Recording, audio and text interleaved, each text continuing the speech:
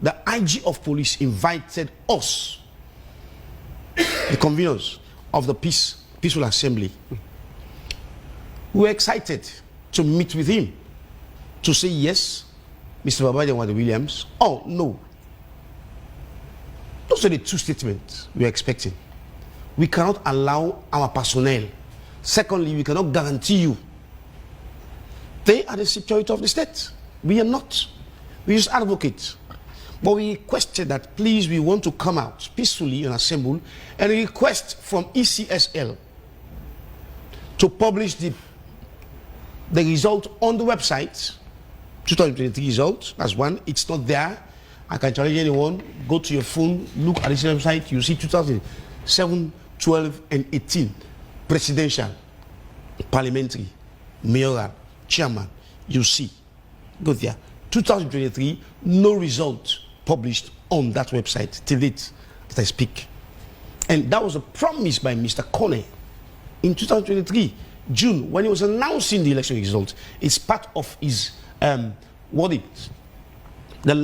second to last, the third statement. He said, he will give us the result by constituency in subsequent days. Nothing like that. However, we requested, because the pressure, we are Democrats. I've observed election in Ghana, in Kenya, when Uhuru Kenyatta won his second term, in Liberia, in Nigeria, observed those elections. I've never seen or heard that elections were announced in West Africa within 3 days. Never happened. Not even in the US or the UK. What system do we have? So we have to be careful. People died for democracy. People were killed, slaughtered, amputated. Buildings brought down for democracy, not for independence. Ask any other individual. Not for... We had independent cheap. Why you Here, we had it cheap. It was an advocacy. They went to Lancaster House, agree, disagree. They came back and say, we've signed. Look at the defense pack. Look at this, how we're going to use the pound sterling here, how we're going to do this and do that, do that, how we're going to build our military, how we're going to look at our democracy, one-party state. It was cheap. Nobody fought. No blood was shed. In Sierra Leone, 1991 to 2002, we fought. 2000, May 8th, in front of Fodisa God's house, people were slaughtered, mutilated, fired at by the RAF guys. Just for democracy. Now we are playing with our democracy. We dey play cook. Ghana is moving. Liberia is moving. Gambia of all people are moving. What is happening to Sierra Leone? So we raised concern. The IG said, let's go and meet with him. We went there. No meeting was held in the first place. I understand somebody came here, the media too, who was babbling. No meeting was held between us and the IG. Let him produce attendance list, let him produce the agenda, let him produce every other thing that is administrative. The IG lacks administrative knowledge. He used to threaten people, like he threatened me and Babadi Williams. So what do you believe actually led to your arrest? Is it anything politically motivated, or it was simply maybe a law of enforcement issue? But it was not law. It was not law enforcement. The laws are there. They've said it all. Law society. Go to the bar that maybe might have some other reservations. They will tell you what we did. The letter we sent that was perused by our lawyers, with more than 15 years standing in the law, say what you're doing now is within the context of the law. Nothing alters the law. So submit. Secondly, go and listen to him. If he says yes, you can go ahead. If he says no, don't bother yourself. That was advice from the lawyer. So there was nothing subversive. Lawyers have come out, they've discussed, they've challenged the issue. However, what we are going to do, I'll tell you, my path in short. Firstly, the IG and his men have no locus standi to even give me an hour detention at the CID. We went to police headquarters. No meeting, no discussion. We just accused that we forged documents, with this, with that, with so. They incarcerated us for 10 days. He requested for our fingerprints. We gave them a fair payment. The question will be, you have to go to NP, which you cannot go through anymore. Anyway, you're too intelligent for that. ESPS, English, sentence, pattern and structure. We have to write, keep writing, to know if we are the ones who generated the 1,200 signatures, the name, numbers, or whatever. They perused through nothing. After 6 days, they came back to us. Come out of the detention center, please come and do XYZ. We did so. Now, the director of CID, Mr. Jello, who I was thinking that too intelligent, too disciplined, and broadly educated within the Sierra Leone police, better than the IG, came to me and said, we've identified that you never committed crime A or B or C. 4 crimes identified, charges against us.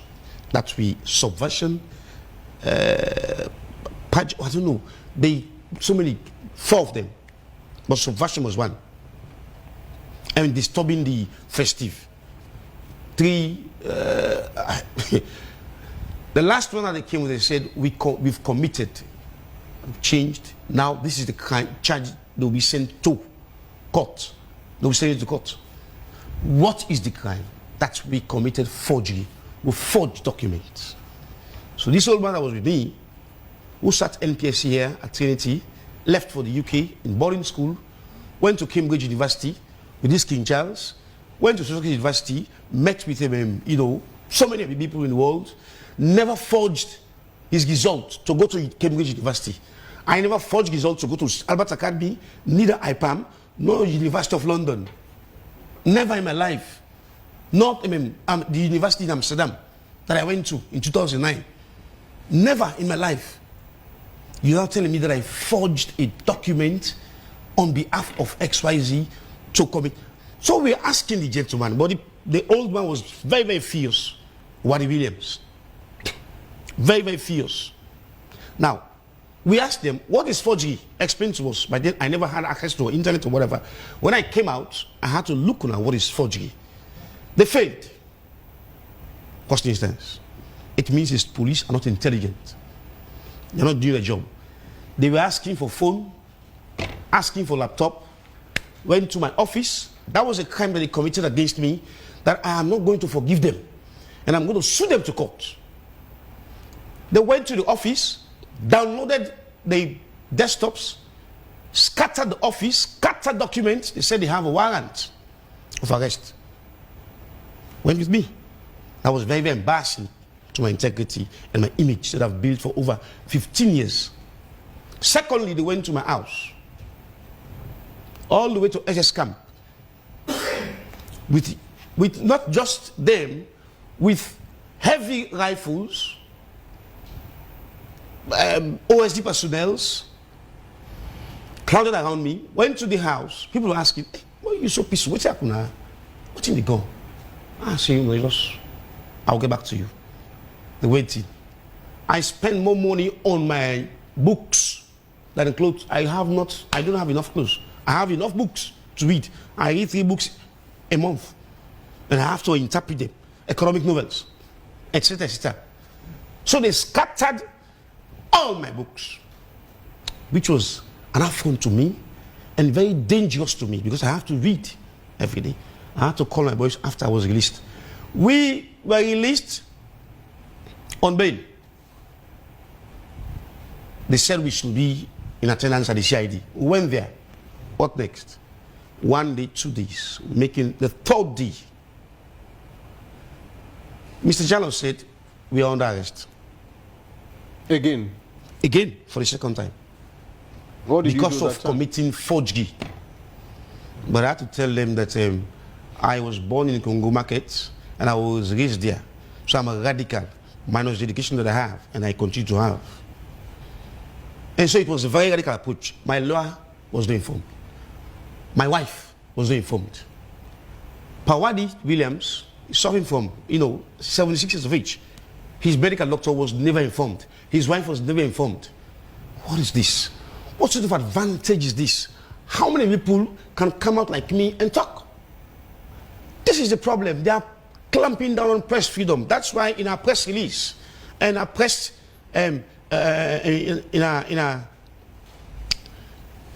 in our meeting with the journalists at Sludge office, I quoted Mr. Jidamansiri, Masala Samba Sese, Thomas Dixon, Joseph Toué, etc. Why are they doing such to us at this time?